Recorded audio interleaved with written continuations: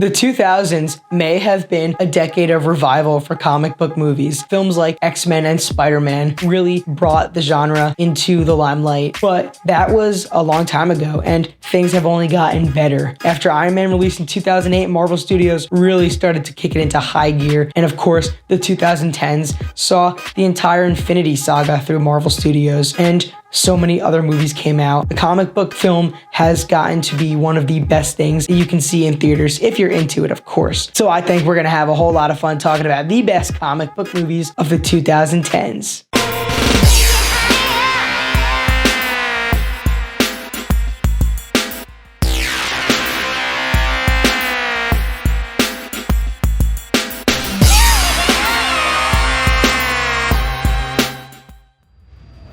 Hey, what's going on, guys? My name is Ryan Ramakrishnan, and I'm back with another video talking about comic book movies. If you guys missed the first part, well, I would strongly recommend going to check it out. It might be in some card above my head. It might be in my description. It's definitely somewhere, and I'm definitely promoting it to you guys. So please watch that, and you'll see number 10, 9, 8, 7, and 6, the first 5 movies in this list. And we are counting down to number 1, which is literally my favorite comic book movie released from the year 2010 to 2019. Please be respectful of my opinion. Share me your own. Let's have a fun discussion as we talk about some of the most awesome superhero movies from the 2010s. Murray, one small thing.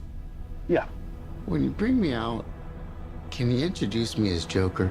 There are plenty of comic book movies that are just plain fun to watch, and Joker is not one of them. It is the newest on this list, so I've yet to rewatch it. However, I still found Joker to be absolutely amazing. It stands out from everything else on this list. It is uneasy to watch and intense. Watching Arthur Fleck on the brink of insanity was one of the most engaging experiences I've had in a theater. Fleck's transformation from a misunderstood and hurt man to the Joker is super compelling. The film tackles the conflicts of rich versus poor. It asks the questions of whether or not everyone is really cared for. It covers mental health issues in a mature but unique manner. And most importantly of all, besides the excellent filmmaking itself, Joaquin Phoenix is such a great actor in this performance. He delivers a portrayal of the Clown Prince of Crime in a very different, less conventional manner, and it all works so well. He's just phenomenal for this role. Combine that with a fascinating story and ending that is totally worth a discussion, and just an excellent film in the way it is made. And Joker is probably one of the best movies to come out this decade. Also, probably is responsible for my favorite version of the character yet.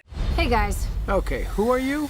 I'm Gwen Stacy. Come on. How many more spider people are there? Save it for Comic-Con. What's coming? Let's go! Spider-Man Into the Spider-Verse really blew me away, as it did so many others, because it was just such a pleasant surprise. This movie basically does everything right. Even without diving into the movie itself, just looking at that art direction is awesome. But what Spider-Verse does that most comic book movies really can't say the same on is using its art to actually make it look like a comic book come to life. That is just so fitting. Miles Morales is a great character, someone that I genuinely feel for. He's going through some things that aren't that hard to get behind. The kid is stressed about school, trying to make friends, and having problems with his parents. He's really just trying to find himself and be happy. And later, he wants nothing more than to be a real hero. It is truly a coming-of-age story. Spider-Verse is optimistic, fun, heartwarming, and endlessly entertaining. It is also decidedly hilarious. It uses fourth-wall-breaking humor with every introduction of a new comic book, mentioning of origin stories or references to other Spider-Man works, and all these things make it all the more funny to actually watch. The writing is excellent. We've got a great cast of voice actors who all do a great job in their roles. Miles has a great dynamic with literally everybody around him. I love you, Miles. Yeah, I know, Dad.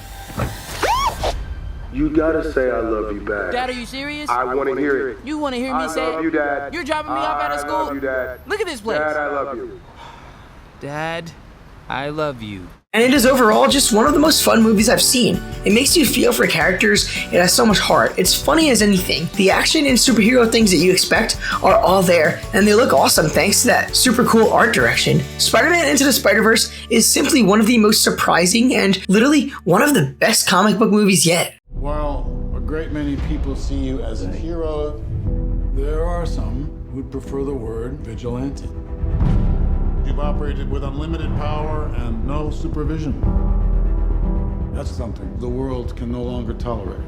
Captain America Civil War was my favorite comic book movie, and certainly my number one of the MCU for a little while. The Russo brothers put together an amazing film from start to finish with this one. This movie has one of the most interesting narratives I've seen in a superhero movie. The film somehow manages to juggle multiple storylines and characters in super impressive ways. And this is particularly true for the airport battle, where every character has a chance to shine. The fact that I can easily recall so many moments from that airport scene alone is just crazy. All right, I've run out of patience. On to ruse!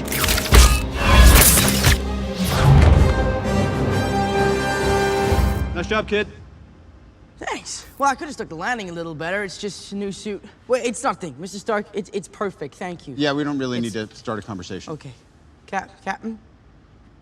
Big fan of Spider-Man? Yeah, we'll talk about it later. Just Hey, everyone. good job. That scene was truly amazing, one of a kind, unlike anything we'd seen thus far. And the finale with Iron Man and Captain America fighting was also incredible, not just because of how cool it looked, but the personal stakes were so high. Tony's parents were killed by Bucky, and Steve still stood by Bucky as his oldest best friend, but Tony and Steve were best friends, so, that really tore them apart. And how about Black Panther's introduction? That was great, but even better was when we entered Peter Parker's room. I have an idea. Me too. Where's yours? Downstairs. Where's yours?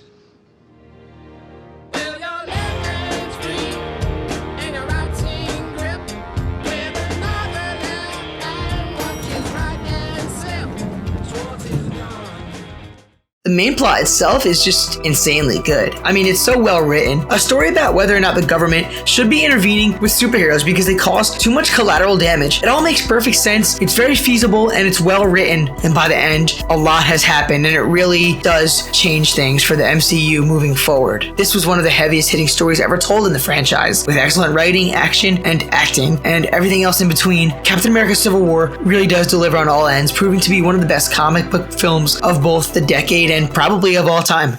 We got ourselves an X-Men fan. Maybe a quarter of it happened, and not like this. Fox's X-Men films have had a hit or miss reputation. Logan, though, is probably better than many of the comic book movies released this entire decade or ever, and is definitely one of 2017's highest points. Logan is just such a great film. It is really well made. It has some superb cinematography. The film also has very heavy weighing emotions. Logan does not hold back. I hurt myself today to see if I still feel. I focus on the pain. It tells a story like no X-Men or traditional comic book movie really have ever done. It changed the game, and it proved to be one of the most well-regarded of its kind. I personally always stand by Logan, and I don't plan on changing my thoughts anytime soon. It is an incredibly well-written film. The narrative is super engaging to follow. It's intense without having to go crazy with superhero cameos, larger-than-life villains, or CGI fests. Logan really is a character study of the titular Wolverine. It also does wonders for the send-off to Patrick Stewart's Charles Xavier. And Laura and Logan's dynamics and the relationship they have are some things that you'll never forget because they are just so well done. The action is very brutal, and this film somehow lets Wolverine go all out, even though it doesn't at all look like a comic book movie. He never had to put on yellow spandex. Logan has some amazing pacing, writing, tone, and attitude. Its storytelling, action, and emotion all hit home in every way. This really is a proper send-off to one of the best characters and portrayals we've ever seen on the big screen. What really means the most and why I see Logan in such a high praise is that it is really just an excellent film, even without the X-Men namesake behind it. Even if it was not about a comic book character, it is just so well made and so interesting and emotional. And honestly, I would call Logan a masterpiece. Logan, you still have time.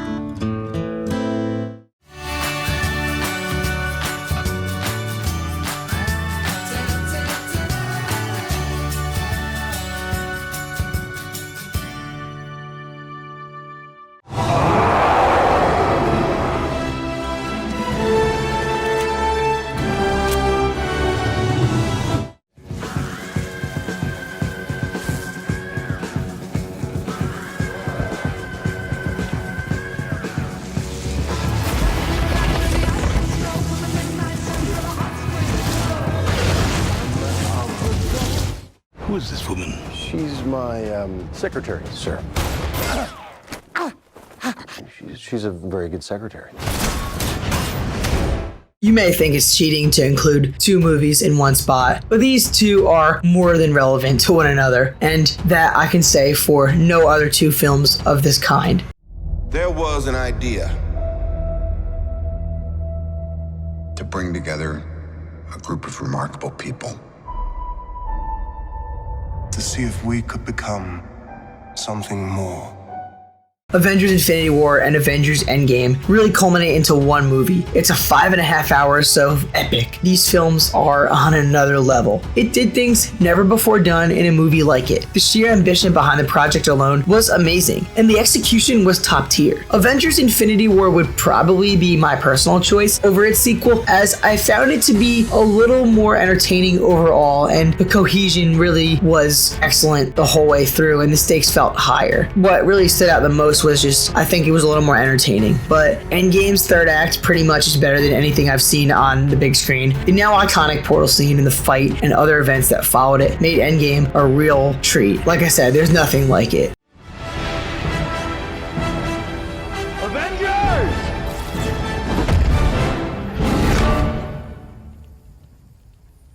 Assemble.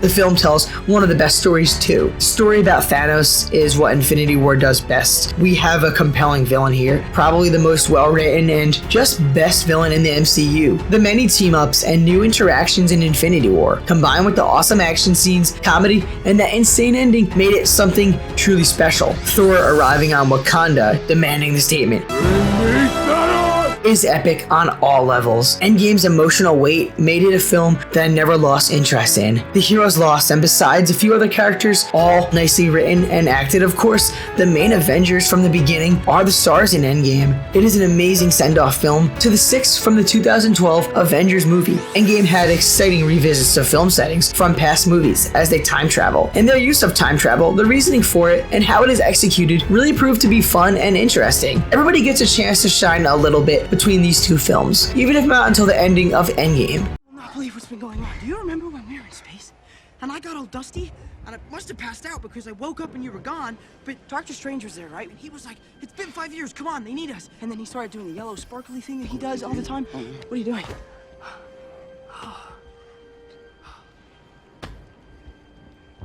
Oh, this is nice. And that aforementioned portal scene is the definition of giving me goosebumps. It's something that I love to just watch on YouTube every once in a while, from that beginning when Sam says, there's literally nothing like it. It's epic, amazing, and something that I thought was impossible. Endgame's conclusion hits hard on all fronts and genuinely wraps up a story of over 20 movies across a whole decade. Watching Infinity War and following it up directly by Endgame is one of the most cinematic and fantastic experiences possible, as it is a true masterclass for what it attempts to do across nearly 6 hours of pure excellence. Fun isn't something one considers when balancing the universe.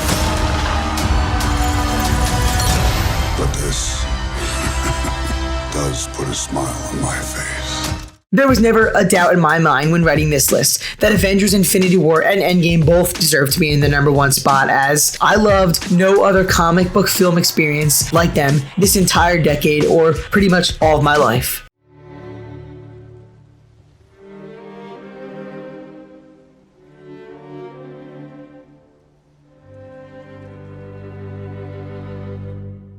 And there you have it, one of the hardest lists that I've ever done. So now you've seen my list, I want to hear from you guys. Please let me know all of your thoughts in the comments below. Share with me your own favorite comic book films of this past decade. And with that being said, guys, thanks for watching. I hope you enjoyed this video, and if you did, I invite you to subscribe and return for some more fun movie content. Thank you so much for watching once more, and I will see you all in the next video.